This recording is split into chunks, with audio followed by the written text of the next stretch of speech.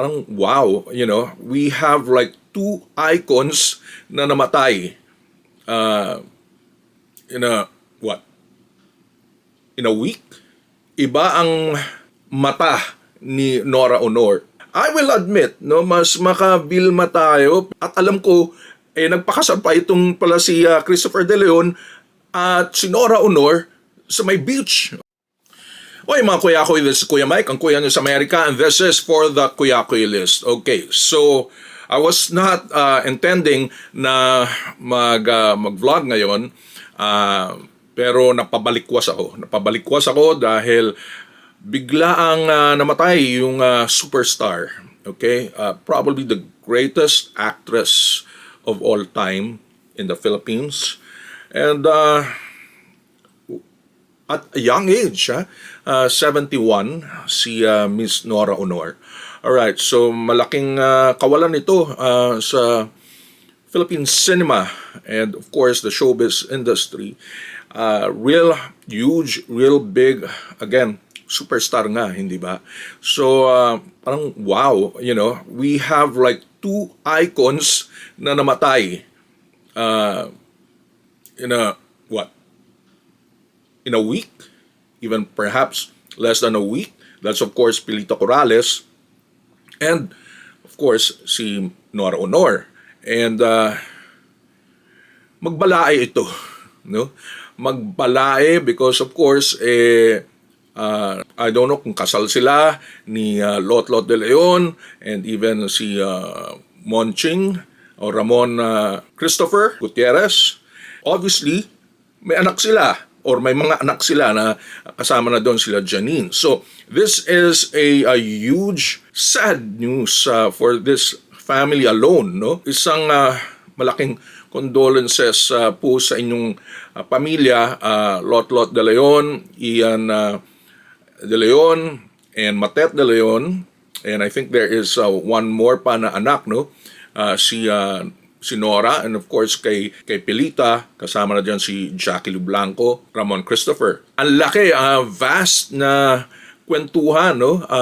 At movies, films, in fact, no?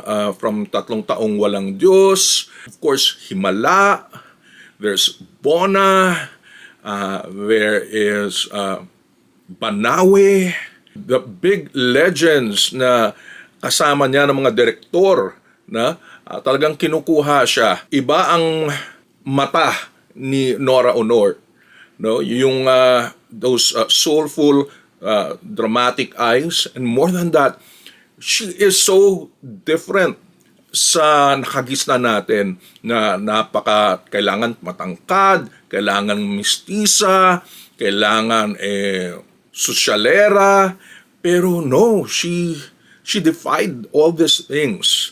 Mahal na mahal siya ng mga direktor, no? Even if meron ring pagka moody itong si Ate Guy, no? Alam naman natin mga kanyang mga may mga moods rin ito si Nora Honor, no? And because after all she is the real superstar na minahal ng milyon. Kung makikita mo, siguro yung sampagitan nandito na sa kanya. Of course, dahil kasama niya yung mga leading men niya from Tirso Cruz III, Walter Navarro, to Christopher De Leon, and a lot more. Marami akong hindi nababanggit dito sa kanyang filmography, pero it's a mega experience to watch her. Okay? I will admit, no, mas makabilma tayo, pero I have so much respect for Nora Honor and yung body of work niya. Isang malaking kawalan. At the same time, meron kaming ang tawag namin Yayay. Si Yayay, siya ay kumbaga yaya ng dad ko. So in the 80s and 70s, nakatira na siya sa amin, no? Kumbaga doon na nga siya tumanda sa aming household. Every Sunday, hindi kami pwedeng manood ng ibang show. Every Sunday ng gabi, kailangan pagbigyan namin si Yayay. Ganun namin ka mahal at ganun kaimportante si Yayay, while kumakain, kailangan makinuod ka. Dahil nandun rin yung parang aming informal dining area. So aside from the dining area itself, manunod ka ng Superstar. Yung variety show na yon, I think the longest running variety show, no? Probably 30 years. Of course, kasama na dyan si Herman Moreno, yung kanyang co-host. Of course, pakita naman natin yung rivalry ni Nora at ni Vilma Santos. Nagkaroon sila ng pelikula, no? Kahit grabe ang awayan. I think there are probably 3 or 4 movies, pero ang alam ko yung T-Bird at ako, napanood ko yun. I think that's a Danny Shalsita film. Ngayon nanonood ako ng mga Danny Shalsita, batuhan ng mga linya, grabe. Only coming from the writer na and director of course na si Danny Shalsita, grabe rin yung Ikaw Ay Akin, na kung saan ang leading men ng dalawa itong si Christopher De Leon, na alam naman natin paborito ng dalawa.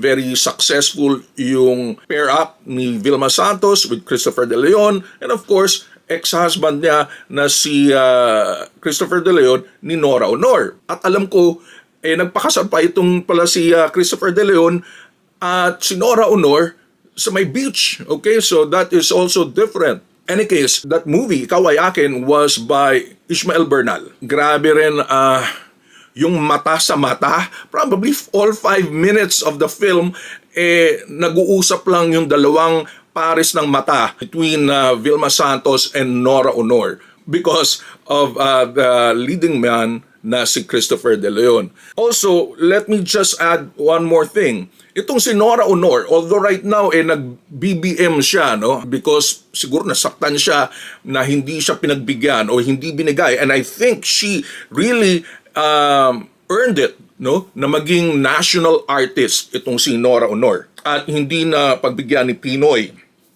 I think that was a mistake, a colossal mistake from Pinoy na she was not heralded as national artist. Pero the truth is, she was once a activist. Lumaban ito sa mga Marcos, no?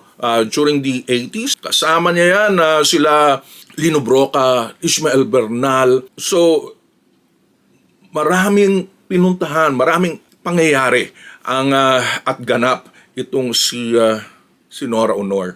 In any case, can also say and add here na rin, iba rin ang Pilita Corrales, the beautiful, beautiful Miss Pilita Corrales, enchanting, enduring. Miss Pilita has that charisma, has that charm, and of course, yung musicality niya, no, hindi mo talaga matatawaran. So just saludo po sa dalawang ladies na ito of show business. Maraming salamat po, Miss Pilita Corrales. Maraming salamat po, Miss Nora Honor. Again, ito po si Kuya Mike of the Kuyakoy List.